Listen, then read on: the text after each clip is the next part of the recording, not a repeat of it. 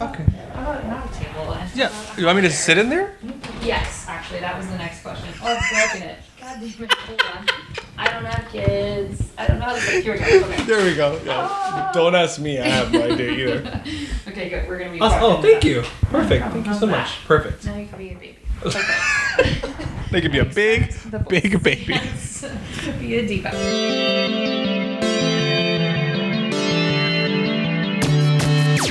Oh, hi, you're listening to Service from Hell, a podcast featuring people that are currently in customer service positions or the lucky few that got out and all of the good, bad, and infinitely irritating things that go along with that work. I'm actor and writer Kate Gaffney, and I'm uniquely qualified to discuss this as I used to work at a very busy and very popular comedy club in Los Angeles, and at least one of you listening right now has probably grabbed me and told me you were ready to order when I was running around like a crazy person. So, let's eat! Like a rose. I'd like to welcome our guest, actor, improviser, and director Ithamar Enriquez. Am I saying that right? Enriquez? Yeah. Okay, I want to be sure. Yeah. Ithamar was born and raised in El Paso, Texas, eventually making his way to Chicago, where he performed and wrote in the Second City Touring Company, ETC Stage, and Main Stage. Since moving to LA, Ithamar has had an extensive career in commercials, film, and television. His one-man silent sketch show, which is amazing, called Ithamar Has Nothing to Say, has been featured at both the Second City and UCB theaters in Los Angeles. Just a few of Ithamar's TV credits include, and truly just a few, WandaVision, Curb Your Enthusiasm, A Series of Unfortunate Events, Arrested Development, American Dad, Key and Peele, The Office, How to Get Away with Murder, and 911. Film credits, also a small list of his many, include Together Together, Lady Bird, Popstar, Mascots, Beyond the Lights, and Unicorn Store. I better know Ithamar from the Second City Hollywood, where he both directed and assisted in writing my Level 5 Conservatory show with a few other guests who've already graced the podcast. He is a prolific sketch writer and hasn't even mentioned that in his bio, but I will praise this talent of his because it is very real. That said, Ithamar, tell us, how was growing up in Texas? What do you love about comedy? How much fun was The Office? Tell us. Hi, Kate. Hi, Ithamar. That was an amazing intro. Thank you so much. That's your bio. Growing up in Texas was great. I really enjoyed El Paso. It was kind of a bigger city, but definitely with a small city feel. It wasn't the type where like everyone knew the milkman. I don't even know if there was a milkman. I think we got our milk at grocery stores. But there was definitely like pockets of the city where I grew up in the Lower Valley area of El Paso. So there was like 3 high schools that kind of made up that community, and you would kind of know people from there. But I loved it. It was interesting because it's predominantly Mexican. Because we were El Paso borders Juarez, Mexico. So I'm second generation Mexican American. And so it's primarily Mexican. So I didn't even really know that I was a minority. Like I'd heard that I'm supposed to be a minority. Like I kind of knew that, but I didn't experience it because literally everyone was Mexican for the most part. It wasn't until I moved to college that I was like, oh, this is what they mean by minority. This is what they mean by different. Because it was in college that I actually started getting the question, like, what are you? I'm like, what am I? Like, I've never gotten that question before. What do you mean? They're like, well, the name Ithamar. And I was like, oh. And then I had to like actually say like, oh, I guess that's where the second generation thing came in. Because I used to just say, oh, Mexican. They're like, so you're from Mexico? No. I was born in Texas. So you're Mexican American? Yeah. What generation? I was like, oh my God. Like, all these questions. Where did you go to college? Arizona State. In Tempe. I know you would still think still pretty diverse, but at least not the college. No, I definitely felt the difference. Wow. And especially in music theater, which was my my major, there was only like 3 of us and the rest were predominantly white. So I remember it was funny, we did West Side Story in high school. And of course, again, like I said, everyone's Mexican. So there's no delineation between sharks and jets. Everyone is cast. I played Tony, who's like the lead white guy in the show. And I was like, yeah, that's normal. Fine. So whenever I got to college, I met this guy named Steve. He was such a jerk. We were like both freshmen and we were talking and he was like, so what, this is like the nerd show choir version of like, what position did you play? It was like, so what shows did you do in high school? I will die. That should put your dick on the table. It's like, oh, all right, pissing contest, huh? Well, have you heard of something called a cabaret? Or like, So I was like, oh, West Side Story. And he was like, oh, let me guess. You were a shark? And I was like, and I got like my peacock feathers. Like, I was Tony for your, He was like, Tony, how? So it was like the first time I was like, oh, this is what they mean by like different and being a minority. And so that was a huge culture shock for me. It was the first time I was like, oh yeah, I guess I'm different. This is different. And then when I started doing improv, which was my sophomore year of college, I was again one of maybe two Latinx people in the group, maybe even two like minorities in the group. That became like anytime I would enter a scene, that automatically became part of the joke. Come on. One of the other players would like just, because it was also like our group was very like shock value. So, we're in college. We weren't necessarily getting the subtleties of what you could do with improv. I was like, we're playing games. It was like, what's funny, what's fast. So a lot of times I'd walk in and like someone would be like, oh, there's our gardener. Oh, there's our blah, blah, blah. And it's like, oh. So it became a process of like, well, what do I do about this? Like, how do I make this my own, right? So it took a few shows to learn that, to be like, well, if you're going to label me a gardener, I'm going to flip the script and be a gardener that you're not expecting. I'm going to do something that, because I know what you're trying to do. You're trying to make the stereotype a comedy. So I'm going to add something else. I'm going to make him a weird gardener. I'm going to make him a gardener with an English accent. I'm going to make him a gardener, something. So in a way, even though at first it hit me like as a rough surprise, it really trained me to find a way to flip the script on them. Did you ever find yourself feeling defensive? I would feel defensive. Absolutely. How did you work through that? I guess being like, okay, if that's what you think, I'm gonna change it. I'm going to, what's a better way of putting that? Yeah, I'm gonna change your expectations. I'm not gonna let you label me. You can label me as a character, but I'm not gonna let you define that character. And I still very much use that even today. Like I still get really upset. It's getting a little bit better in the acting world, but every once in a while you'll still get that role you're reading for. You're like, are we seriously still here? Like we're still seeing Latinx people as these characters only. So it really made me find a way to make it my own. So it's like the layer under the layers. Yeah, okay. Exactly. And would you ever lean into they've labeled you the gardener, the housekeeper, or whatever gross stereotype. Would you ever lean in and just go so hard into that character and don an accent and like go crazy? A few times I did. I remember one time this woman said something about, she literally even maybe said like the stupid gardener or something like that. Or like the gardener who can't speak English or whatever. So I went hard and I called her every curse word I know in Spanish. In Spanish. And there was such a release in the audience, and that felt amazing because then I knew they were on my side. Oh, because they understood. They felt it. Yes. So I was calling her that, and which I'm not proud of that move now, but back then because I was still learning, and they were cheering, I was like, oh, good. So they get it too. Like they get that this isn't what is supposed to be happening.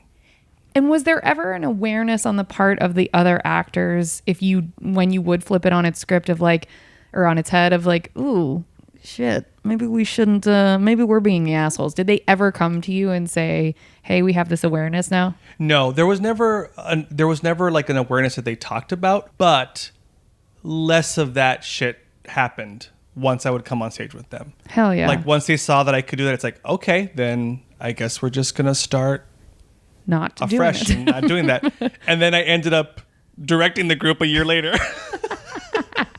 And you're like, guess what, dicks, we're going hard. Exactly. Okay, so that's in Arizona. Mm-hmm. And then what got you, did you ever live in Chicago and do something? Did. You did. So I did. So the very first Chicago Improv Festival happened, I think I was a junior in college. And like we went out to Chicago. I had heard and knew that Chicago was a huge improv hub. But when we visited the city, I was like, I'm from El Paso. I've never been in a huge metropolitan city like that. And I'm just looking around like, this is amazing. Look at this beautiful, gorgeous, amazing city. I didn't even know that cities looked like this. And We went to a few improv shows. We went to Second City to catch their improv set, and that's when I was like, that was hook, line, and sinker. I'm like, this is where I'm going. Like I said before, I studied music theater thinking I was gonna move to New York and be on Broadway, and then once I started doing improv, and then on top of that, visiting and seeing Chicago, I was like, that's it. I'm moving to Chicago, not knowing a single person. So right after college, literally the summer after college, I moved to Chicago. Wow. Not knowing anyone, lived in a real crappy apartment, which I'm sure we'll get to my customer service job, but that sort of leads me into that. But yeah, I lived in Chicago. I ended up putting in about 8 years in Chicago before I moved out to LA. And was it an obvious, you had done Second City Chicago, so you were thinking the next step is I want a bigger market? Yeah. I remember the advice I'd gotten from my directors and other past performers at Second City in Chicago was, you never want to overstay your welcome. You want to leave when you're still enjoying it. And I did that. I had done 2 ETC shows and 3 main stage shows.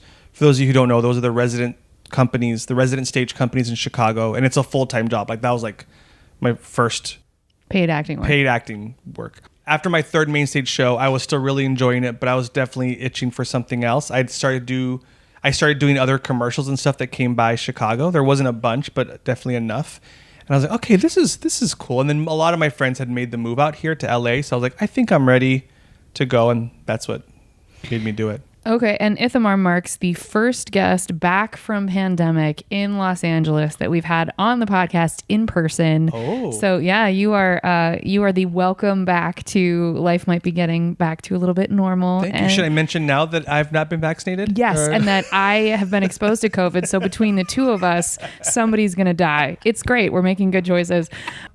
Okay. So you come to Los Angeles and then are you immediately plugged into the improv scene here? A little bit. Yeah, okay. A little bit. Definitely with Second City Hollywood. I think I'd started doing a few shows at Second City Hollywood. But it was rough, man. But the first year was real tough. I mean, I came out here, as much as I love Chicago and I love Second City, it definitely trains you to be like, you're at the top of the top here. All the doors will open, And I moved to LA and it's like, oh, I have to start over again. Which in retrospect, I'm glad that happened because it just made me hustle again. I feel like if I get too comfortable, it starts to you don't hustle as much, you don't create as much. So it caught me off guard and I was like, oh, I gotta figure something out. So started doing more shows and just getting myself out there. But yeah, the first year was real tough. I'd been in a long distance relationship, which, ended in that first year. Yes. I ran out of money. And yes, it was a ton. And for me, it felt like my first year in college, which I was 30 at that point. I was like, this can happen again. This is supposed to happen to you in college. This sucks so much. Sucks. I thought I was done with this shit, And no, it was just beginning again. But then I started teaching and directing at Second City, and that I had never directed until I went to Second City Hollywood, and I found a new love in that. I really, really enjoyed the directing more than the teaching. I did enjoy teaching, but at the time, once they assigned me to a group, much like the group that I directed you and Kate, that was helping sort of create those shows and getting to know this ensemble for, I guess that's equals 2 years or so.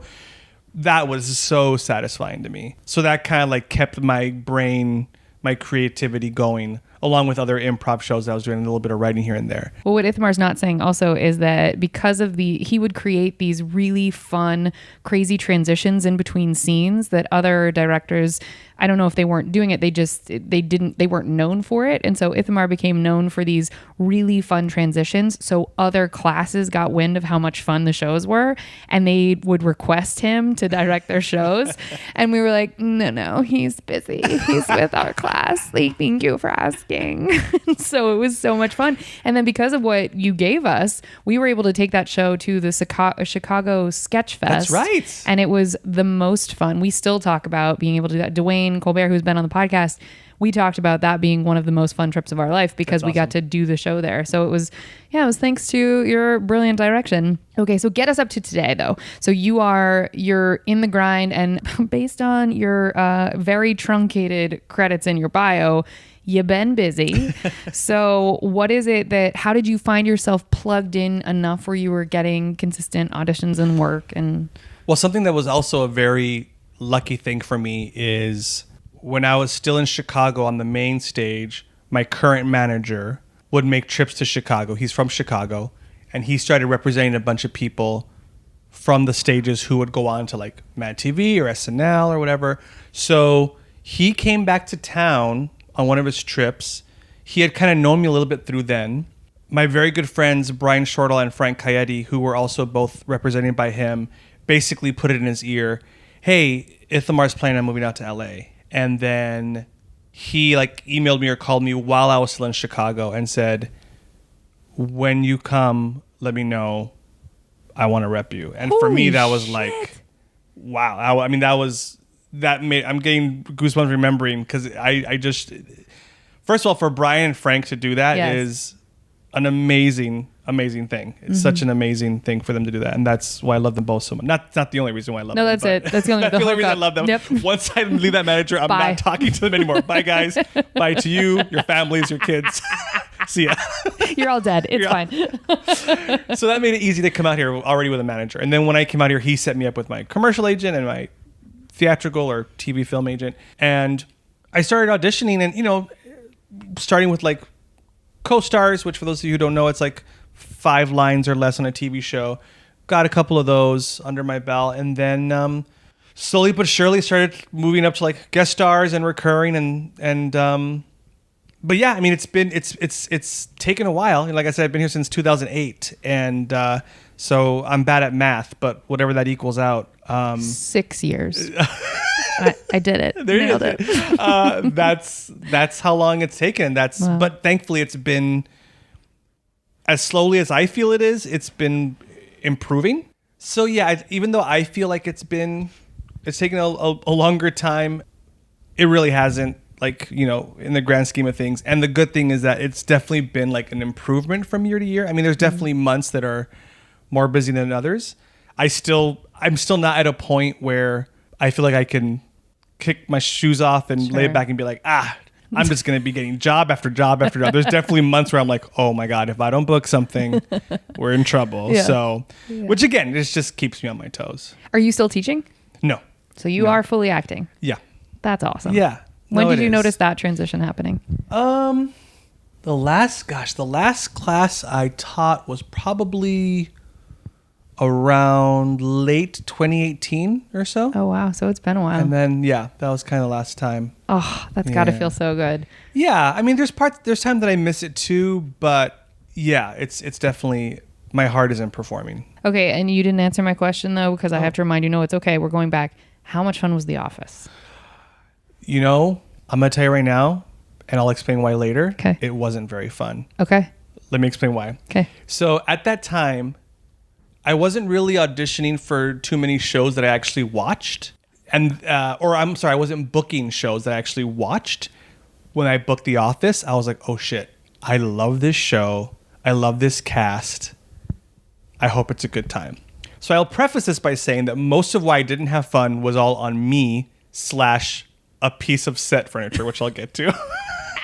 So I'm driving up to where they shoot The Office. And pause for 1 second. Yes. Okay, so Ithamar is in not the last season. You're the season before the last, right? You play an EMT, if I'm correct. They're all in Florida. Right. And Dwight has his appendix needs to be taken out. And Ithamar is one of the people that is like, you dumb fuck, you have to go to the hospital. So yes. Sorry. Yeah. Dwight thinks that Jim has poisoned him. That's right. And I'm the EMT who ends up telling everyone it's actually his appendix. We got to get him to the hospital. Okay, so sorry. So you're at the top of the hill, you're driving. Yeah, so I'm driving to where they shoot. And basically what they don't tell you is when you're driving up, the outside of the building is the outside of Dunder Mifflin. Like it's their parking lot. Isn't that crazy? So I'm driving up and I see this sign like, oh my God, this is Dunder Mifflin. Like this is it. So I'm already getting like really nervous. Yeah. So I get on set and it's most of the cast. Cause I think in that episode, half of them stayed in Scranton and half of them were in Florida. So in my half, it's like John Krasinski, Rainn Wilson, Ellie Kemper, Leslie David Baker, Dave Koechner, BJ Novak. So a lot of them. So, so when I get there, they have me. I'm in my EMT costume. Then they have as a background or extra a person who's actually like a former EMT person to help out with terminology, whatever.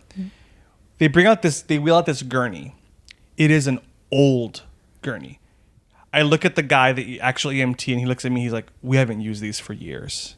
Now, he's telling me this as they're setting up everything around. There's cacophony and we're about to shoot. I'm like, oh my God. So Rainn Wilson, basically the action is when they say action, he's on the gurney, which is on the ground, on the floor. We have to pop up the gurney with Rainn Wilson in it before I say my lines and wheel him out. Every time we try to pop up the gurney, it doesn't happen. And Rainn Wilson, understandably so, is starting to get frustrated. Not necessarily with us, just frustrated. Believe me, I get it. Those are long days. You don't want to be jerked around. At one point, it was kind of funny because at one point, John Krasinski looks at Rainn and goes, it's actually kind of funny seeing you struggle on that. Maybe we should try it. And Rainn was like, no. We need to, yeah.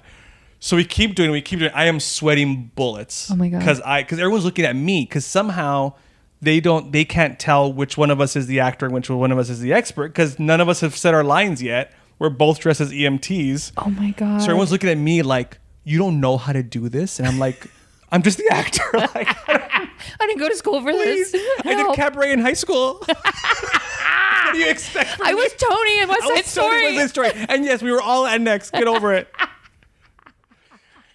Just get ready. There's going to be a musical called In the Heights, and it's going to blow your minds, and you won't know what to do with yourselves in the future. Deal. So then at one point, this was really fun. So Leslie David Baker, who I'd kind of known a little bit through a mutual friend in Second City, at one point in between, he looks at me, and he's not pretending to be Stan. I think this is just him. And he goes, Ithamar? And I go, yeah. He goes, you are working too damn hard. And I was like, well, that's very sweet, but still, people are looking at me. So we finally get through it. I can't even look at the actors' faces in between because it's getting tense because we can't work this fucking gurney. How come production hasn't come in at this point? I think because, again, they think that we're both experts. They think we're both EMTs. Jesus Christ. I know. So finally we get through it. They wrap us, and Rainn Wilson looks at me and shakes my hand with a smile. He goes, thanks, man. And I was like, oh, thank God. That was so nice of him. Because I could tell he was frustrated, and he still found a way to shake my hand, say thanks, good job. So unfortunately, as much as I wanted to have an amazing time, it wasn't just because most of it was I was in my head. Now, if that would happen to me now, I would have spoken up right away. 100%. I would have said to the AD, hey, this gurney isn't working, blah, blah, blah. But back then I was still like, I can't rock the boat. I can't say anything. I have to do what they say. I have to, Well, especially on an established cast. This wasn't season 2, so you have to be so careful as a guest or a co-star of like, shit, I super can't rock the boat because they could decide a lot of things and it's NBC and it's, oh God. Yeah. Were there execs on set? If they were, I have no idea. You didn't know? Okay. Yeah. Yeah, so it's quite the experience. And audience, I did not know that's what the experience was. I thought we were telling a positive story. I'm so sorry to make you relive that, Ithamar. But just like I keep saying back, over and over, like I'm glad it happened. I'm really glad that happened because now, like I said, now I'm very free to mention something if something's not right, or if it's or if I see that someone's pissed at something, just be like, what can I do to make this easier? What's going on? I was in a very different place back then than I am now. And if you're green, you don't. Anyway. Okay. Yeah. Well, folks, we hope you enjoyed your apps. We're going to go on to the entrees after a quick break.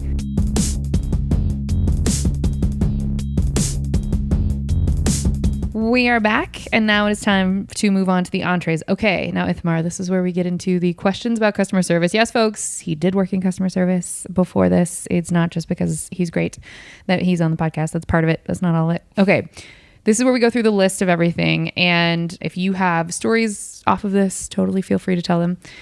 What was your first job ever where the government was taking taxes out of your... So it can be a paper route. We've had people have that as the answer. But was there a job you can remember early on? Okay. Yes. This is going to be so embarrassing. Yes. Well, no, because I promise everyone we are going to get to the customer service job. But my first job where the government took money out of my paycheck was an acting job, like in high school. Get out. We're ending the podcast. Bye. There's the exit, sir. I didn't know that. This is bullshit. The shame I feel. It wasn't a full-time job. I know. That's why I'm like, well, I'm going to be honest here. Thank you. I did a show in El Paso. It was called Viva El Paso, and it was about the history of El Paso. And it was like a summer thing.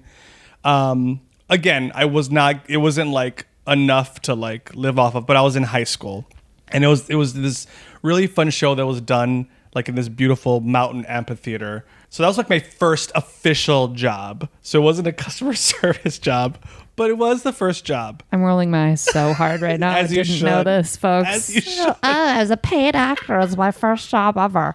It's great. It feels great. Fine, Ithamar. What was your... But let me tell you. Okay, tell us. Sometimes spiders were on the stage. Well, how did one survive? Ithamar, I'm so sorry. Are you okay? I'm okay. They were really scary spiders. Guys, for all of you out there, I mean, for all of you who have ever performed in an outside amphitheater where there are spiders on stage, you can relate at how yes. difficult that is. Wow. We absolutely are moving on so that the audience does not hate you forever. Okay. I'm so sorry. What after your super famous Viva El Paso It experience? was not super famous. Anyway. What was the job you had after that might have been customer service? Great. So that one was in Chicago at the Gap. Ooh, It was retail. it was Gap hybrid. So it was Gap and Gap Kids Oh, no. in Lincoln Park, which is a little kind of a Bougie. more, so we had those moms to deal with I'll bet you did. all the time.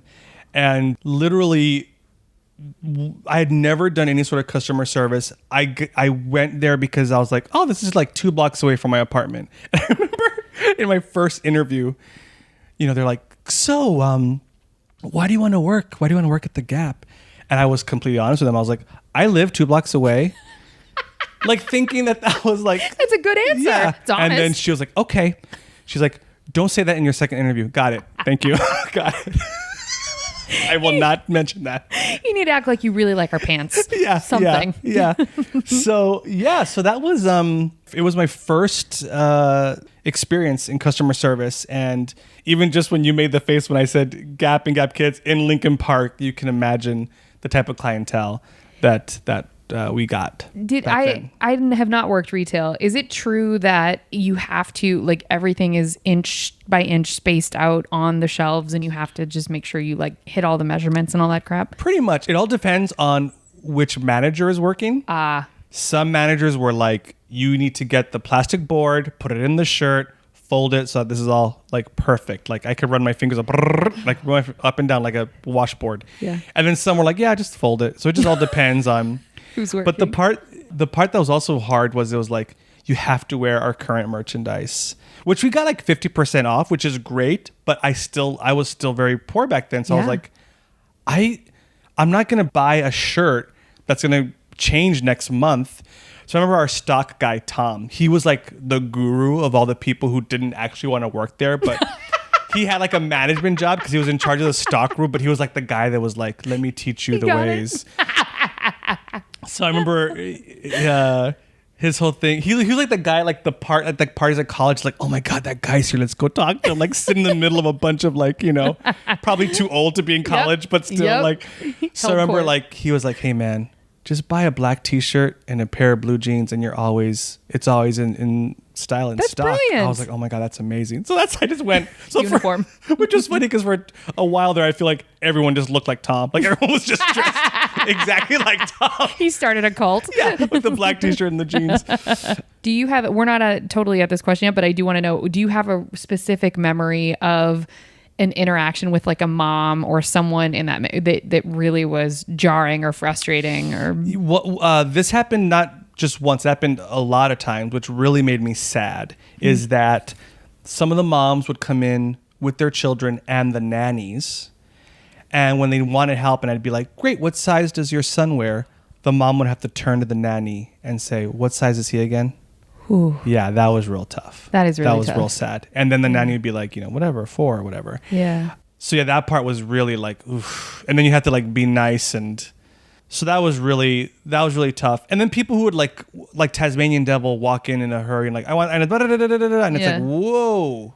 Yeah. And the Gap, at least back then, was also like, and I think I remember this being a customer at the Gap and then also being an employee, but there was definitely a specific, what's the word? There was a specific point of being polite. Like you had to be polite regardless. So that was real tough because sometimes they would just treat you like you were literally like their private shopper. Like you'd walk around behind them being like that. And They just point at shit and make you pull it. sometimes, yeah. It's not Nordstrom. It's the Gap. I know. That's crazy. So, and you would just have to do it. Yeah. I mean, you'd have to just do it. Was there like a corporate policy as far as how many, because we've had a guest on who said you had to hit these, there were 3 questions. They had to all get asked at some point with each customer before they left. Did you have those kinds of directives? The worst was no matter what, like even if a customer was just standing there, if they're at the cash register, whatever it was, you always had to push the fucking credit cards.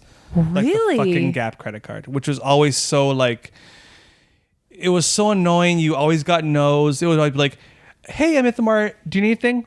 No, I'm just looking. Great. Well, just so you know, if you blah, blah, blah, blah, right now at 10% and the whole thing, and they would just look at you like, get away from me. And I would just be like, I agree with you, sir or ma'am. I want to get away. I would love to be away from you. I would love to not have to do this spiel for you. And would you have to hit then markers as far as how many credit cards people sign up for, where they were like, here's your goal? You wouldn't have to, but there were incentives. Like if you hit 10 a month, you got a discount for clothes, or you got a pay bump or whatever. Well, you were already in the cult, so you didn't need a discount on clothes. Yeah, You're like, I'll take that. I was wearing the black t-shirt. Yeah. cult, You're like, Tom already told me how to buck the system. Yeah. Give me the, okay. So you would always have to push the credit card. Was there another directive that you had to do? Just whatever their new stuff was, like whatever so all the new stuff was always in the front. When you walked in right away, it's all the new seasonal stuff. And then all the basics, which were the black t-shirts, the jeans, all the khakis. Again, this is early 2000s.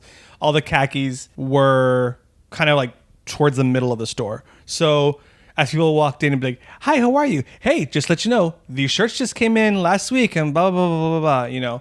And of course, you'd already get the faces like, seriously, leave me alone. Please stop. Unless I need to point to things for you to grab for me then, you know. Ugh. Yeah. Ugh. And there was one time I feel bad about it. I was so pissed off then, and now looking back, I'm like, oh, now I feel really, really bad. We were about to close, and we would close like at 9 p.m. or whatever. And there was this older gentleman who was waiting outside the store, the door. It was a glass door, and he kept peeking in, and then he wouldn't walk in. And he kept peeking in, and we're like, this is weird. And we were like already folding up for the night and whatever. Like 8:58, when the store is clear, he walks in. And I'm like, you gotta be fucking kidding me. Like, I just want to go home. And he is taking his sweet time. I remember I looked at my manager and I'm like, dude, what the, I was so mad. He finally, like, he would look at taking his time. He finally checked out. It was like 9:45. Because then we still had to, after the last customer, you still have to clean up, fold. So it was going to be a late night. So then I was so pissed at the manager for letting that happen and blah, blah. Well, I find out later that this manager knew who this customer was. He had severe OCD and didn't want to shop in the store when other people were there. So he would always wait until everyone was gone. And now, in my older age, I was like, oh, God, I'm so glad that manager did that for him. Yeah. Because I didn't know. But back then, I was like, screw this guy. And now I feel so bad that I felt that way. Yeah, what a sensitive and lovely manager for having that awareness. I see that now, but back then. Yeah, no, then you want to hit him in the face with a rock. Yeah. But that's really sweet. Yeah. Okay. How many customer service jobs have you had total? Let's see. Probably 3, because the Gap one lasted a while. Okay, I was going to ask you how Gap long? one was like an off and on. So Gap was a couple years, and then I switched to, I wasn't like getting any benefits or anything, so I wanted a job with like benefits. So then I started working at, there's like a testing company, I don't know if it's still around, called Kaplan, where like it sets you up to test like, or help test for like SATs and PSAT and all that stuff. Yeah, I remember them. Or LSAT. All that, yeah. So a friend of mine, again, through another actor friend, they're like, it's such an easy job. You get benefits. It's 9 to 5. It's so simple. It's downtown Chicago. So I did that for about a year, which has its own stories. And then after that year, I got hired to do the touring company for Second City, which is very exciting. But what you don't know, you think that's a full-time job. It is not. You get paid by the show, or at least back then. You get paid by the show, and every month was different. Some months you would have like 3 weeks of shows. Some months you'd be like, I have 4 shows this month. Because there was 3 different touring companies that they would spread out through all the tours. How do you budget? Well, not only that, how do you keep a job in Chicago? Of course. That's going to let you Just leave for do 3. that. So at the time when I got the touring company, I left Kaplan and I was like, I got to find another job. So the manager who hired me at the Gap in Lincoln Park had moved to another Gap close by that was only Gap Kids and Baby Gap. And so I'm like, I'm just going to hit her up, see what's going on. She couldn't have been better. She was like, Ithamar, we love you. We want you here. Every month when you get your schedule for the touring company, give it to me and we will work around it. And I was like, as much as I hate this job, I can't. That's manna from heaven. Yeah, I can't complain because she's literally going to work around my entire schedule so I can survive touring. God bless her. Do you remember her name? Yeah, Julie. Thanks, Julie. Yeah, Julie. People like Julie keep artists arting Seriously. in the United States. Yeah. Truly. Julie Healy in Chicago, Illinois. What up, So, Julie? That's yeah. so lovely. Yeah, it was so sweet of her to do that. And again, that kept me going, kept me afloat. So so you would give her your schedule at the top of the month, and then when you weren't touring on these really complex, very competitive productions, then you're just trying to sell some t-shirts. Oh, And at that time, baby clothes. oh, that's right. You mentioned that. I think I let that. I will say one time that I was there at the Baby Gap and Gap Kids while I was touring, there was a very nice customer. This woman walked in. She was so sweet, so lovely, and her name is Joan Cusack. Oh, that doesn't surprise me whatsoever at all. Yeah, she walked in and I was like, oh my God, that's Joan Cusack. 'Cause I know she lives in Chicago. And I'm like, oh my God, that's Joan Cusack. And couldn't have been nicer. Doesn't Couldn't have been surprise me. sweeter. Oh, I love that. Yeah, anyway. Okay, so you moved to Baby Gap, Gap Kids, and then after Kaplan, what was after that? After that, they shipped me off to Second City, Las Vegas. Oh, fun. And that was it. That was when I was actors equity, got benefits, and basically when acting became a full-time job. And then did you go Vegas, LA, or did you go Vegas back to Chicago? Vegas back to Chicago for those 2 ETC and 3 main stage shows, and then to LA. Okay. And so when I asked Ithamar to be on the podcast, he had mentioned, I haven't had a ton of customer service jobs. And I said, much like other guests, you will be surprised at how many you actually have had, because I consider teaching customer service for certain. And especially, sure, I can see that. Yeah. Yeah. So did you ever get, and I know you have to be careful, and if you don't want to answer any of these questions, tell me, but did you ever get in situations where you were teaching where you thought, I have to toe the line here because this student, for example, probably shouldn't be in this arena, but they are paying to be here. So I need to kind of encourage them. Like, were you ever in a weird position that way? And if you don't want to answer this, you can totally tell me. I mean, everyone has their own journey. So I don't know if I ever tried to dissuade people. Am I using that word correctly? Dissuade people from continuing. Because also I never knew what they were trying to get out of it. For all I know, they were like, I'm in this because I'm just trying to be more outgoing, or I'm in this because I want to think faster at my job. So, the only thing that I regret, or not regret, this is because this isn't my decision. The only thing I wish we had, I feel like we only had, I don't know if you remember, we only had 1 week where it was a one-on-one with the students. I don't remember that. Where like you would take each student like 5 minutes at a time and be like, hey, this is what I see. This is what you can improve on. But it was literally once in the 8 weeks for 5 minutes. I wish that were maybe even like twice, because then you could really get into the nitty gritty with each student.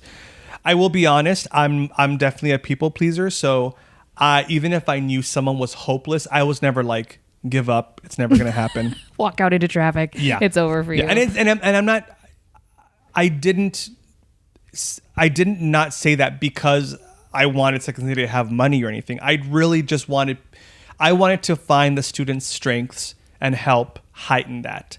That's lovely. So if they weren't necessarily good at improv, but I could tell that they had like great one-liners that didn't feel authentic in the scene, but they're one-liners that'd be like, hey, maybe you want to be a writer. Yeah. Maybe you want to write. Maybe you want to pocket some of those lines, but then still try to be present in the moment. So I never necessarily told someone to change their path. I tried my best to find their strengths and have them tap more into that. Oh, that's lovely. We've had another improv coach at Groundlings on, and he had said that there was one situation where there was a student that was probably dangerous, and he had to be the deliverer of the message of, you actually can't come back here. Have you ever had that kind of I'm thing? very lucky that I've never had that. Yeah, I've never wood. had. I know. Sorry, I just cursed you. Yeah, I love Kate does a knock on wood, and literally there's not a single wooden thing in this room. Not a single wooden thing in this room. I thankfully never had a student where I felt like the students were in danger, I was in danger. That's good. Yeah. Okay, what was your favorite job? Now, obviously, acting is the most favorite of all of the things, but of the customer service jobs you've listed, what was your favorite?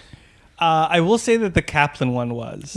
Really? Because we, in our little... it was basically like data entry, and every once in a while I have to talk to someone on the phone.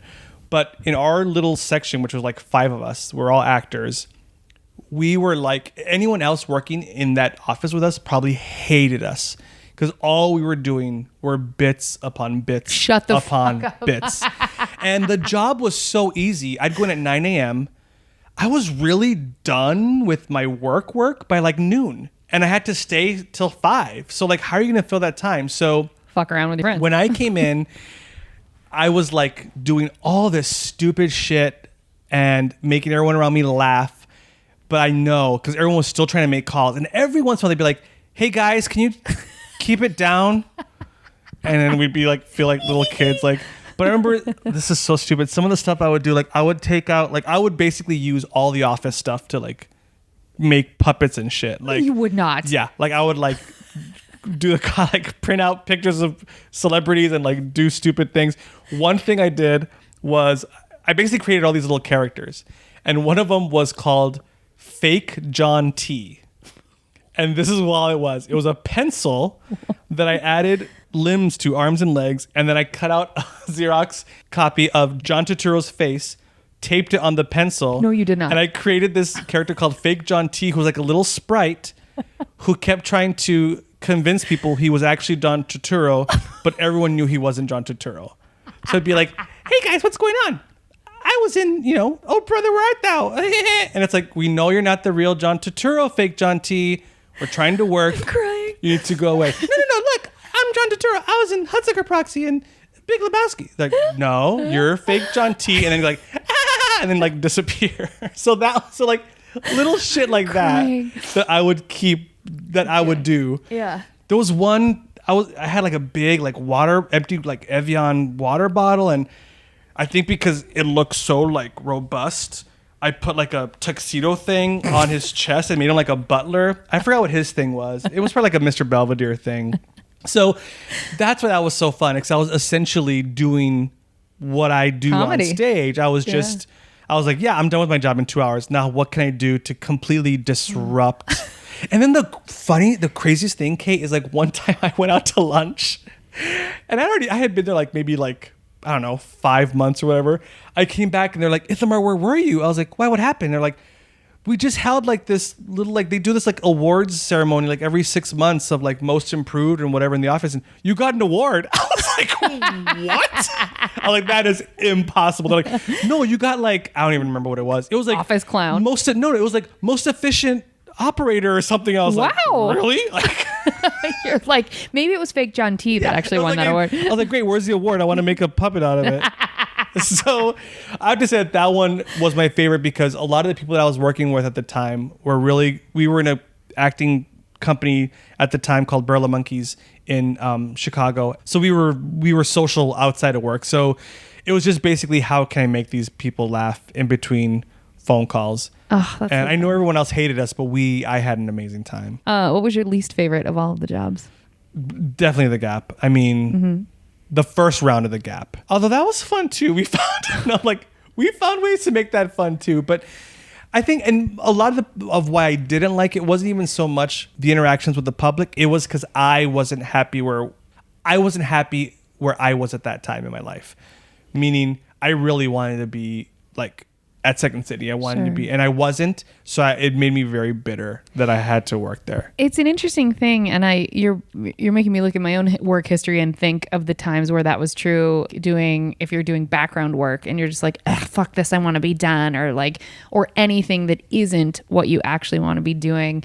That it can be perspective, but also dealing with customers. So it's like if you have a challenging perspective and there's a bunch of people asking their nanny what size things are or whatever else, it's like that is the perfect storm for hating the situation you are in. And I have to say, like, I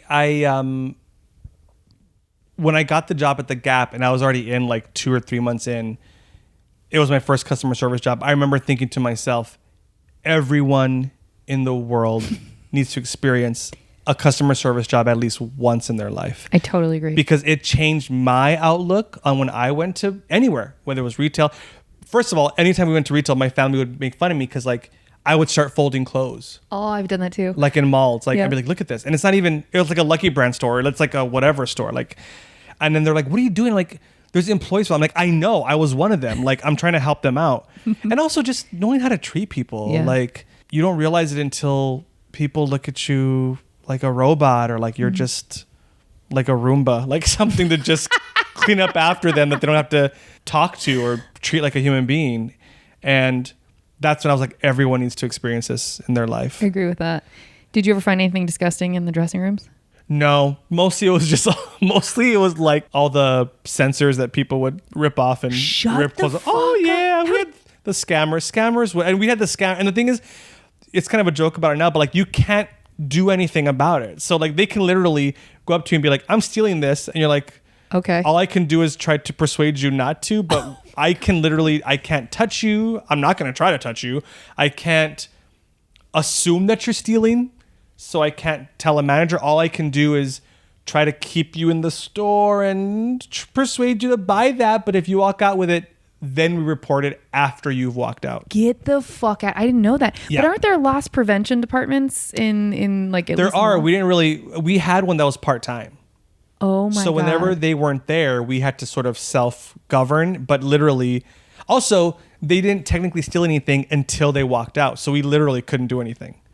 That's such an interesting technicality. You're giving so many tips to our listeners. I mean, Super seriously, helpful. steal away. Steal know away, that. guys. So people would take the sensors off in the dressing room and then just walk out.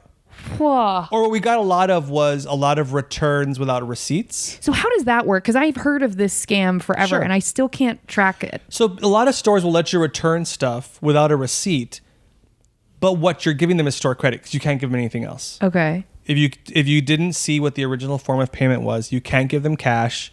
You can't put money back on their card.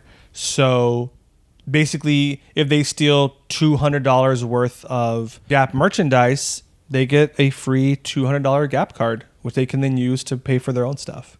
That was back then. I mean, this was, again, early 2000s. So I think this is the same thing though, because I've asked friends that currently work in retail, and the stealing stuff drives them crazy because I hadn't thought of exactly what you just said though, that until they cross that threshold outside of the store, they technically haven't.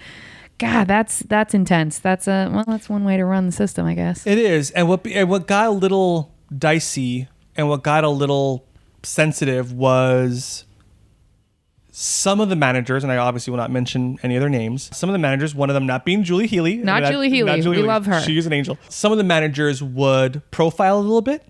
So like if someone walked in and be like, oh, keep an eye on that person. And it's like, why? Why?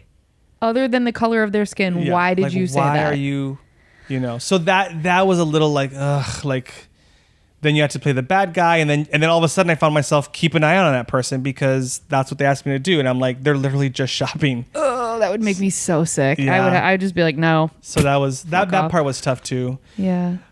But you find your ways. I mean, it's so funny as I'm talking to you through these, I found my ways to enjoy those jobs. Obviously at Kaplan, making puppets was fun.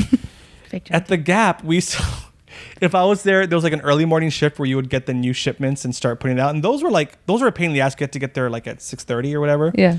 But it was fun because no one else was in the store. It was usually just me and Guru Tom The cult leader. and some other, friends or whatever. And I don't know if you in the stock rooms, they had like these rolling racks. I've never worked retail, so I have no clue. They're like these metal shelves that roll. So it's like a 5-level metal shelf that is on wheels. That's probably as tall as you, or a little bit taller. So in order to buy the time and entertain ourselves, I came up with this game. I'll bet. Here we go. Where one person would get on one rolling shelf and the other person would get on another, and we would basically, like a scooter, like make it roll and then crash into each other with the rolling racks. My God, you could have broken all of your bones. Oh, sure. And at one point, I remember this guy, Harry, he was so nice. And we were like the devil, like with the angel and the devil. And we were the devil. Be like, come on, Harry, let's try it. He's like, I don't know, guys. Like, he's just trying to play the rules. Like, Harry, come on, man. Let's just try it. It's fun. Like, so bully. And he's like, all right, I'll try one. So then I got on one, he got on one, and we did it. And we crashed. And the first thing he goes like, oh, my knees. Oh, no. Oh, no.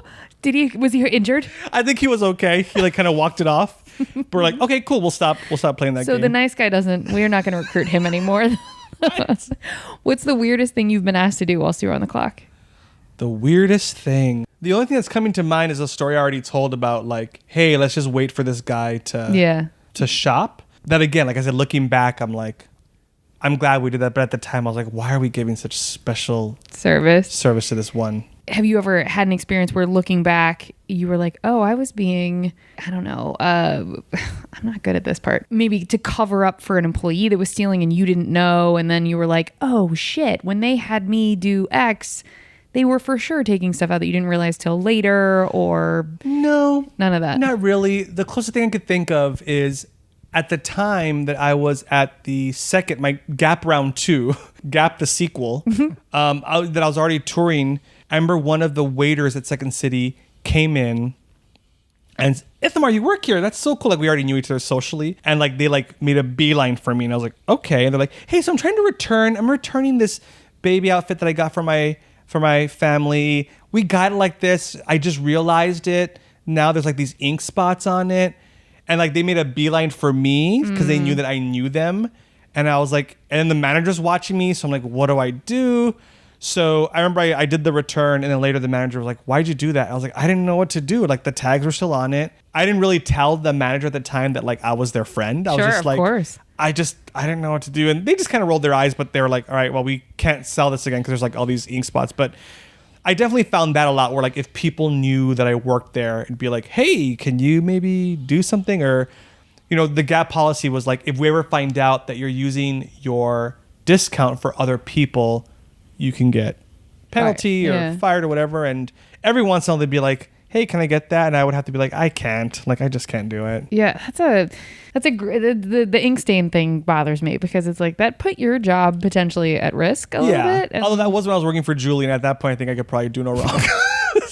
So Julie, Healy, Ithamar, Enriquez took full advantage of the relationship that you worked so hard to honor and all the sacrifices you as a manager made. Ithamar just exploited that. I'm sorry, Julie. But again, thank you so much for all that you've done. We like you, Julie. Okay. What's an incident that ever asked, and I seriously doubt you have a story for this, but what's an incident that made them ask to speak with your manager after interacting with you?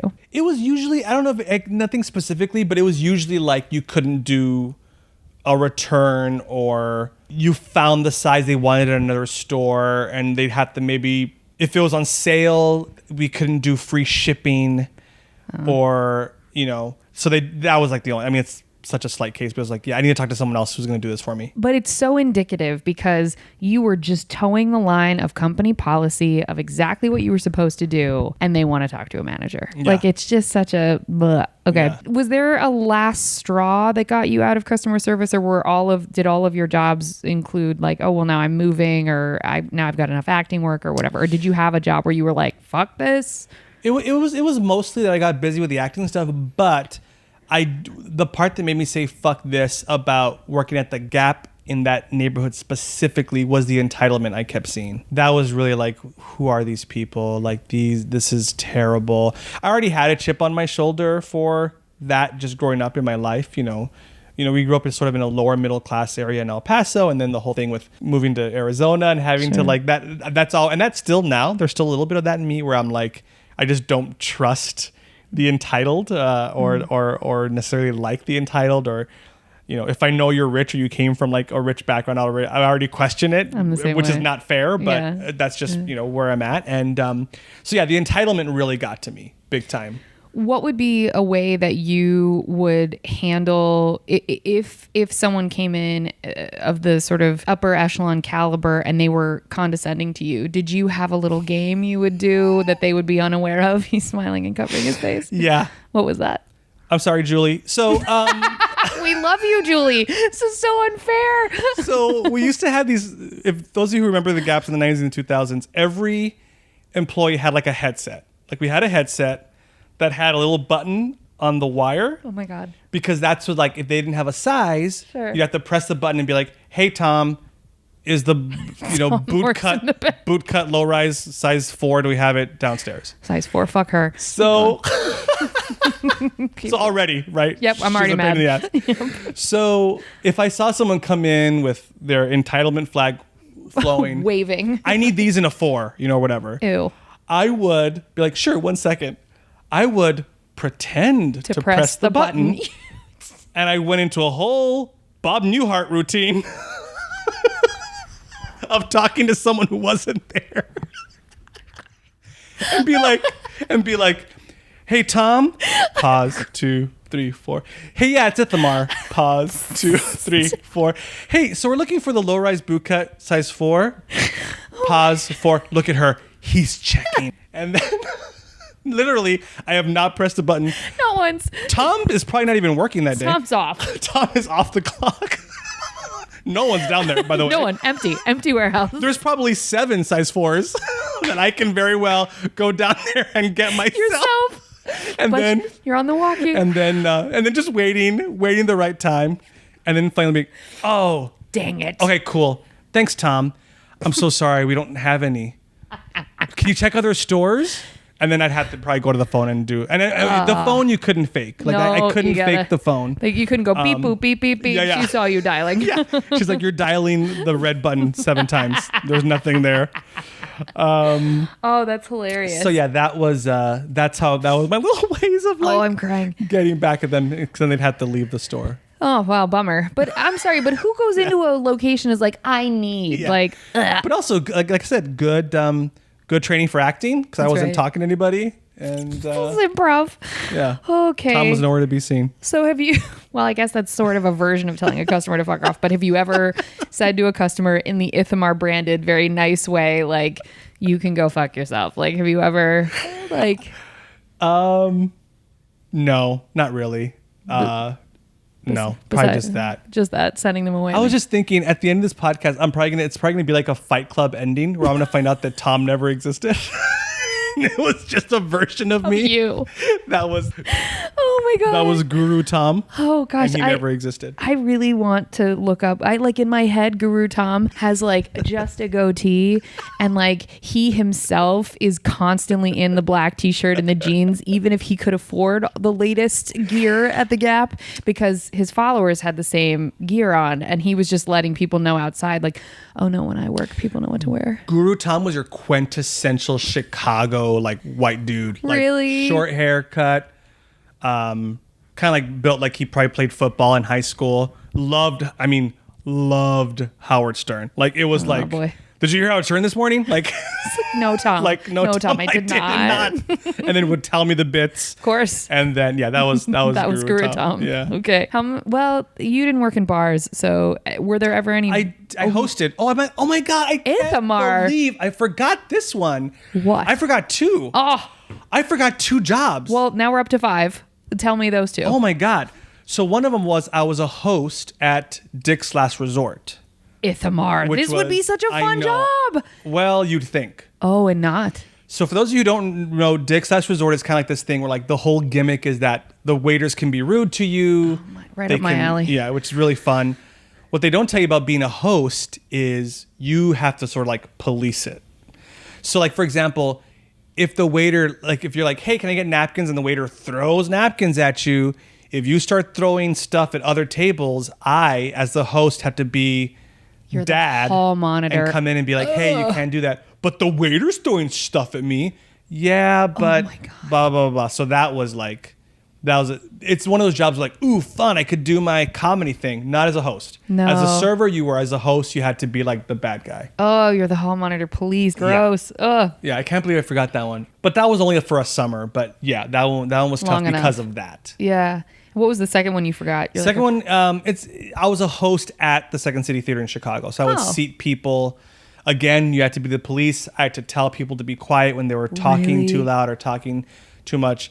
So then when I got to be on stage and I used to hear people talk, I would get so pissed off. A, because as a performer, you're trying to get through it and people are talking out loud. Yeah. But B, I also knew that some poor person had to come and like tell them to be quiet. So Oh, that's such a frustrating job. I didn't realize that was a position. It's essentially security. yeah, so you basically at the host at Second City, you would seat the people at their they would tell you where to seat them. You would police them if they're being too loud, and then you would run stuff for the kitchen. So like ice or sometimes you were in the kitchen like putting like pizzas in the oven and stuff, and like that Really was kind good. of like your job. Wow. Yeah. So have you in the hosting jobs, were there any bodily fluids that ended up on you, or in any of your jobs? Have you ever had any bodily fluids on you? My own? Well, because if it's my own, it's every job. Okay, yeah, I don't want to every hear job. it. Nope, we're skipping that answer. No, not only bodily fluids. No, Okay. not that I know of. Okay. But it was especially Friday night second show, both as a performer at Second City and as a house staff worker. Mm-hmm. Friday night second show was always my least favorite. Was it 'cause people always were the wasted? It was the drunkest. Bachelorette parties, frat. Oh, it's always those. Business people who were there on business who they got part of their business trip was to go see Second City. And I never understand. I've said this in the podcast 100 times, but I've never understand getting just rip shit hammered and sitting in a theater. I get it in like a club if you're going to go dance or whatever. Like you can be in motion. I guess I get it. But especially people who are blowing lines and then sitting down to watch a show. I'm like, you can't express it. So why do Right. it? I don't. Well, and especially at a comedy show. Yeah. As I'm sure you've experienced at the stand-up club. And in improv theaters, they think They're part the of it. performer wants, especially in improv. Could though. you ask for a Because suggestion? then they're like, oh, if I yell something out, they're going to make something out of it. And it's like, we have to find a way to train the audience that you can yell out when we ask you to yell out, but not just whenever you want. Sure. And that became really challenging. Did you experience that a lot in Vegas? Yes. Was it worse there than elsewhere? Big time. Because now in Vegas, the hard part about Vegas is the show was truncated because basically, a little insider fact, a lot of Vegas shows don't have intermission because they know they will lose their audience. Oh, that's fascinating. Because most people there, I'm not going to generalize, but mostly one spouse just wants to gamble and the other spouse wants to enjoy the show for the most part. So at the Second City, which no longer is there, we were in the Cabaret Theater in the Flamingo Hotel and Casino, and all that separated us from the machines was a one glass wall. Stop. So like in the middle of our show, you're hearing people, you're hearing the ding, ding, ding, ding, you're hearing my people drinks and blah blah, and also people who just want to gamble are sitting there being like, there's gambling happening and I'm watching a show where they're making fun of George Bush. Like, how does this, this is not where I want to be. suffering. Like, I'm watching political satire while I'm trying to like, Be fucked up smoking and playing blackjack. Yeah. Oh my God. but that was, what was interesting about that is one time we had a very special guest who was going to come to our show as part of her reality show that they were going to shoot. She unfortunately is no longer with us, but her show was huge. We could say her name. I mean, I it's get like- Joan Rivers, right? no, but Oh. good guess. Oh. Anna Nicole. Oh, Smith. bless her heart. May she rest. Yes, Okay. yes. Yeah, Okay. yeah. Wow. She was going to come to see what She the fuck did. was she doing? What was her show called? The Anna Nicole Show. Oh. The Anna Nicole Show. Wow. We are garbage at this. Okay. So it Between was the two of Anna- us. The Anna Nicole show. So it was a part of the Anna Nicole show. Like she was in Vegas. She's going to go to the show. She was, of course, done up to like, I mean, she looked beautiful and her hair, I mean, it was just amazing. There was a little entourage. They didn't film us because against equity rules. They couldn't film us, but they were filming her and her reaction. And all I remember, she was very sweet, but all I remember is like at one point we're about to do an improv game and I was like, can we get a suggestion of your favorite Halloween costume just to start off the scene? And the audience already know, I mean, they know she's there. So they're just waiting for her to yell something Yeah. out. No one's yelling. She just goes, a t-shirt. Dear we're Christ. like, Dear Christ. and I believe it. That was probably a Yeah, Halloween with no costume bottoms, like she nothing, had. just a t-shirt. Yeah. And It's her like, great, boots. thank you. So that was an interesting night. There. I'll But, bet. yeah. So you had, but at your time there, the experience was theater, but it was also contending with the sort of drunkards. Yeah. Was it worse than the second Friday night show it's like it just was. Yeah, definitely. How because long this was we were performing. This was 6 nights a week. Doing That's either Broadway level. 7 shows or 8 shows. That's Broadway schedule. Yeah. That's bonk. Were you just exhausted all the time? It was pretty exhausting, but I was also, I was in my mid-20s, so I had the energy and I loved it just because I was getting paid. The show wasn't too long; it was like maybe an hour 15, so it wasn't that bad. Okay. And and we're living the Vegas lifestyle. Like we got tickets to all the shows, we got paid good money. My favorite thing was we had access to the Flamingo cafeteria, like whenever we wanted. Which I was like, this is the score. Like this mid-20s, dude. like basically walk in and be like, give me everything. It's buffet style. I am Yes. set. So yeah, that was it. But we saw some really interesting shows and just what a culture out there. Yeah.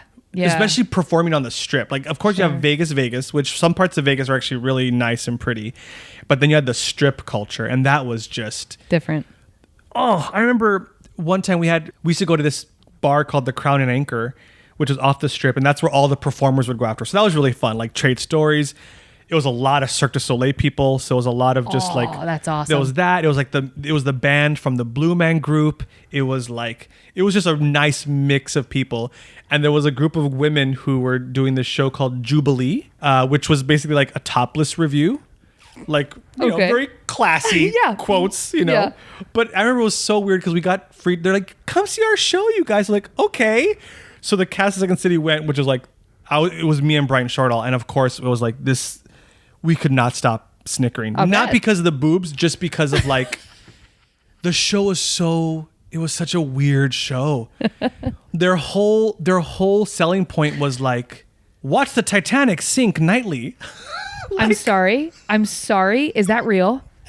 Yes, that is real. My God. It was like a spectacle. So it was like topless showgirls and also the Titanic sinks nightly. Wait, what kind of drug-induced ideas spout? That's Vegas. That's what Vegas. every Vegas show. It was Vegas. like, we need to have everything. We need to have a spectacle. We need to have breasts exposed. We need to have aerialist. Aerialist. Yeah. Put a little bit of Cirque in there. So the weird part was, we're in our Second City row. The dancers knew we were going to be there, so they come out in their huge, beautiful headdresses. They're topless, and they're like making faces at us, like crossing their eyes, like sticking their tongue out. I'm like, this is weird. I can't. I can see your boobs. Yeah, yeah. I don't know where to look. And, Yeah. No, that would be uncomfortable. So yeah, it was really interesting. We got to see a lot of some really good shows because I also got to see. Again, rest their souls, but I also got to see Harvey Korman and Tim Conway do a show there, which was really fun. And then we got to see really weird, just Vegas shit. There's probably a bajillion stories there too. Do you tip? Do I tip? Mm-hmm. Absolutely. How much? 20%. Guaranteed. No matter what. No matter what. And that was when I was in Chicago. I was dating a server at the time, and I remember we were at a restaurant. And I was starting to get a little upset or a little impatient. And I had already had my Gap jobs and stuff, but I'd never had a serving job. And I remember I was getting really upset, and she was just like, "Hey, you don't know what their day is like."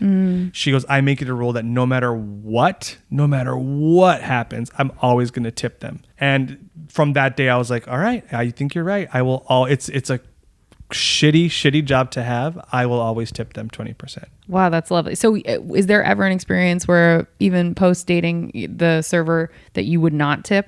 No, I always tipped. I always tip. Wow, that's impressive because I don't even say yes to that. That's impressive. Okay. If there's a server out there listening to this being like, I remember, they wouldn't remember serving me. And you did not tip me, but no. Yeah, I always Ever since this podcast, I was like, fuck, I have to start being so much more consistent because I tell people I am and I'm like, all right, every coffee shop, you're getting a couple bucks. Okay. Were you ever fired from a customer service job or any job? You don't seem like the type. I haven't. Yeah, that doesn't surprise me. Yeah. Worst, can you either give a story? I mean, you've given us some pretty bad ones, but a story of the worst customer you can think of that you interacted with, or an archetype of the worst. I know you've said entitlement is frustrating, but a top to bottom besides short of throwing the jeans in your face? This one comes to mind, and it's kind of on track with what we're already talking about. But again, working at Dick's Last Resort gave people, they thought, the freedom to be complete assholes. Sure. Even the customers. So I remember one time it was a lunch shift, and this family came in. It was like a family. It was like a family of like 5 with a grandparent, parents, a few kids, and they walked in and they had like these such innocent faces, like, oh, this is going to be fun. Because I think Dick's was known at the time that you can bring your family for lunch. It'll be fun. It's not going to be rowdy. It's just going to be fun. The waiters will have some attitude, blah, blah, blah. So they're all excited and they sit there and they haven't been given menus yet or anything. This drunk couple walks in. They're friends with the manager. She's just wearing like a bikini top and shorts, and they're drunk. And I'm like, uh-oh. And all of a sudden, right away, I get protective of the family. I'm like, this family. So the manager greets them, and all of a sudden the girl like just looks, she's like has a drunk swervy head look into the room. Wait, girl from the family or no, girl in the bikini top. The bikini top, okay. She unclasps her bikini, flashes the dining room. The manager is laughing. They're laughing. Right away, I turn to the family. The parents' face are just like, dejected. They're just like, they're done. They get up. They leave. As they're leaving, the grandmother looks at me and is like, I didn't know you guys did that type of stuff during the day. And I felt terrible. And they all walked out and the manager's laughing. And that's one time when I did go up to the manager, I was like, hey, we just lost that table of like 6 people who were just trying to have a nice time. And I was like, oh, well, I should have told her to flash the cooks, or I don't even remember what he told me. But that was like, that was one time I was like, fuck this place. Like, you can't have both. You can't say, hey, we're gonna have attitude and throw shit, but then we're also gonna make it good for family, whatever. You can't live in both worlds. Yeah, you pick a lane, and especially during the day. I mean, it was literally like 1 p.m. So the chick that flashed would be like the worst. Yeah, that's the one that comes to mind. Yeah. I mean, that was just some, and I think basically she represents just drunk patrons. I mean, I think generally drunk patrons are just, it's like you said, like, why go somewhere if you're not even going to remember? I don't get like you're spending so much money, and you're paying for that experience. You're not paying to mainline beers and Coke. You're paying for what's happening on stage right now or what's happening around you. And no one's enjoying you. No one. The people you're with hate you. The people on stage hate you. Your server hates you. So like, just stay home and get drunk. Yeah. And I recognize, like, some people have social anxiety, and like, I'm one of them. Like, I get it. And also, it's not everybody else's responsibility to make it comfortable for you by letting you mainline whatever. And there's also a difference between, hey, I've gotten tipsy at a restaurant before and it's fun, but I've never gotten to like be an asshole or blackout drunk to where escort you out. Yeah, to where I lose responsibility of what I can say or yell out or whatever. Well, folks, that was the entrees. We're going to move on to the good stuff. We hope you saved room for dessert.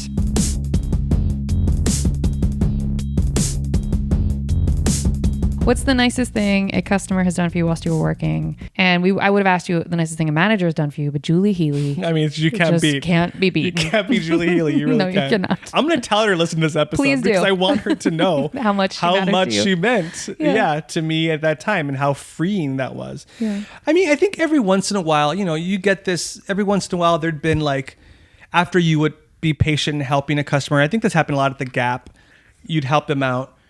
They would buy their stuff, and then you could see them kind of walk up to the manager and be like, hey, just so you know, Ithamar, whoever, was really, really great. That matters. I wouldn't necessarily know, but then the manager would come to me and be like, hey, just so you know, that person said you were really great. So really, really good job. I fooled them. Yeah, you sure did. You were faking on the mic. I was faking on the mic. I was doing my Bob Newhart to root people.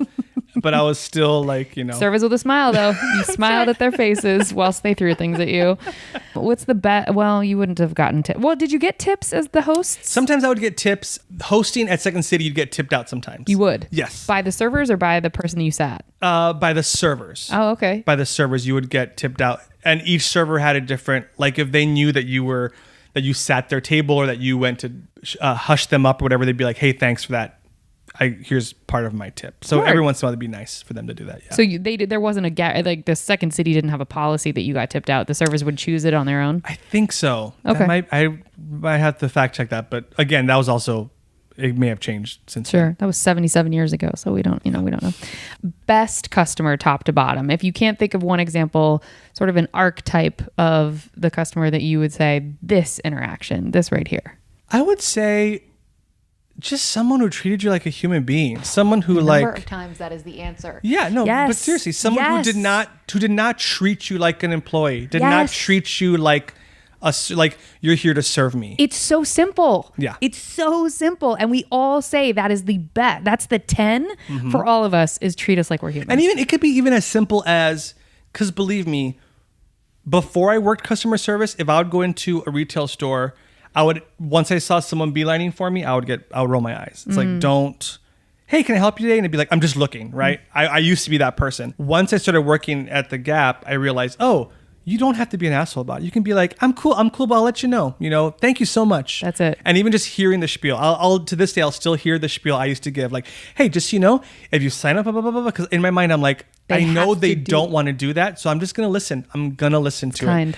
I remember one time I was at a mall, and sometimes I'll even stop to listen to the kiosk people. Bless your And heart, that will Ithamar. You're a sometimes hero. take, even though I know I'm gonna say no, I know I'm gonna say I don't have time, and it's Wow. gonna take 10 minutes of your 10 day minutes, or whatever. but I'm like, I may be the only person who has stopped for this person. Ithamar. Or I may be, whatever it is, That's so I'm going to, because also it's like, if I don't have anywhere to go, I'm already at the mall. Like what? I'm in a rut, You are so sweet. I'm not saying do it every time, but sometimes I'll do it because I know what that's like. Wow, that's a level of kindness I simply don't have in me. So well done, you. So the best customer, you said, treat you like a human. Crazy. What's the best lesson you personally have learned from working in customer service? Going back to what I said before, just treating people like human beings on both sides. Because I've also, I've been into stores where if it's like a ritzier store, some of the employees take on that Air. And it's like, first of all, you work here, you don't shop here. Secondly, That's a read. I'm dying. but so you have no one has any reason to treat anyone like No shit. one, But yeah. I think just treating people, yes. Are they technically called servers at a restaurant? Yes. Are they technically called, customer service reps or whatever? Yes. That doesn't mean that they work for you, per se. That doesn't mean they work only for you. That doesn't mean that they're there to serve you head to toe. That's right. You're working together to make this transaction work. So just treating people with kindness and being a human being, even if they're strangers, which obviously they're going to be strangers if, Unless they want to return their ink stained Unless they want dress, to, yes, and then, exactly. then they're not strangers. Okay, what's one piece of advice that you would give to customers who interact with customer service workers, apart from treat them like human beings? I would say listen to them. Don't assume anything. Don't assume that they're going to have exactly what you want. Or that they have to have. Also, don't assume that they own the company you're at. Like, don't. Don't assume they're COO. Yeah. Don't assume that you're talking to Mr. Banana Republic. No, you're talking to a part-time employee who lives 2 blocks away. And that's the only reason he took the job. That's the Sorry, reason Julie. you took the job. And don't assume that it's like, well, when are you going to get these back in the season? It's like, I don't know. Boo, I know I nothing. don't, I don't know. Hold a gun to my head. Still don't know. Well, then let me call. I'm going to call corporate. Please do. Here's the number. My name is Ithamar Enriquez, ITHAMAR ENRIQUEZ. So yeah, don't assume that they are yes, they are the face of the company for that moment, but that doesn't mean they are but a conduit. Whoa. Sure. There it is. Look at all these Kaplan They hot are SAT a hot words. conduit of the company, but they're not a genie. Hello. Who's going to make things just happen for you. Was there anything else you want everybody to know about customer service, or has it informed your acting? Do you use any of the things that you got out of, any of these jobs to? I would say this, and this is something that I was thinking about on my way here, and also not that I was gonna like force it in, but like force this topic in, but like I will say this. If you feel like you're stuck at a customer service job while you're waiting for something else, know that, much like I did, not that I knew I was doing it at the time, but in retrospect, I found a way to use my skills to make the job work for me. For example, I'm making puppets. John T. I'm Fake making John T. fake John T at Kaplan. Yeah. Because that's keeping my creative juices flowing. And I know that that's mainly probably for people who are in the creative fields, but maybe not. Maybe you're stuck at a customer service job and you want to be A lawyer, a doctor. yeah, a teacher, whatever it is. You can find ways to use your skills to make it work for you. That's just what I did. Just make it work for yourself. Other people may disagree with me, but I think the nice thing about some of these customer service jobs is you don't have to take them that seriously. Hello. Like, Hello. You know, you don't have to take them You seriously. don't. So everyone knows everyone's just there for a paycheck. Make it work for yourself. Find a way to laugh at the customers, not their face, but afterwards. I necessarily never use them to like inspire characters. Oh, but I just remember this. In one of my conservatory shows at Second City, this conservatory is like the last level you take at a Second City school where your director, directs the sketches, much like I did with Kate's group. I remember that our closing song was about the Gap. Because that was my way of sort of like, I wrote a song that was sort of airing my frustrations with working at the Gap. And it closed the song. So I did use that in my creative work. Sure. Yeah. So just, yeah. Can you think of something in the song, like a story you haven't told us yet? I remember that I remember it started like as a gripe song about it, but then my director were like, we have to have a point of view. So it ended up being about someone that I fell in love with at the Gap. And I was just using Gap terminology as metaphors. Amazing. For the love. So I think the chorus was something like, let me fold our hearts into one.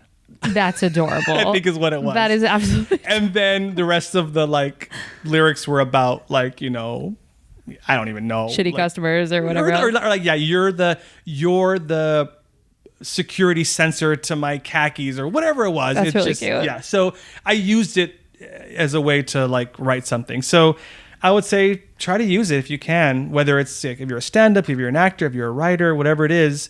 Find ways to make it work. Don't let the job take away your spirit or who you are. You can still very much be who you are, and you can still create for yourself, even if you're doing other things that you don't want to do. Wow, that's really lovely. I'm glad I asked that bonus question. See, Ithamar, knew you were going to give me gems. Amazing. Well, how can people get in touch with you? Are you on socials in like a public way, or how do you want people to be able to harass you? Both Twitter and Instagram. I'm at Ithamar Enriquez. You can check the title of this podcast for the spelling at Ithamar Enriquez, one word, Twitter and Instagram. I'm purposely going to misspell it. Okay, folks. Well, we're going to drop your checks now. Thank you so much for listening. If you want to help us out here at Service from Hell, we'd love to have you subscribe, rate, and or review the show wherever you listen. It will help us reach more people that need to be schooled on the art of being kind and will be catharsis for those of us still working in the industry. If you want to get in touch with us here at Service from Hell directly, send us your receipts at servicefromhellpodcast@gmail.com. We'd love to hear from you. Remember, if you can't afford to tip, you can't afford to go out. So don't be garbage and be good to people. It's easier that way. Thank you so much, Ithamar. This was lovely. I really appreciate you being here. All right, folks, find him on everything. He's hilarious. Watch him on all of the things. WandaVision, can they get it? What is that Disney on? Plus. Disney Plus. Mm-hmm. So y'all get Disney Plus. And then is there anything in the future you're allowed to talk about that you're like in the process of now, or is everything hush hush? A couple things are hush hush. That's what I figured. He's high profile, y'all. And he said yes. We're so fortunate. Thank you, Ithamar. Good night, everybody.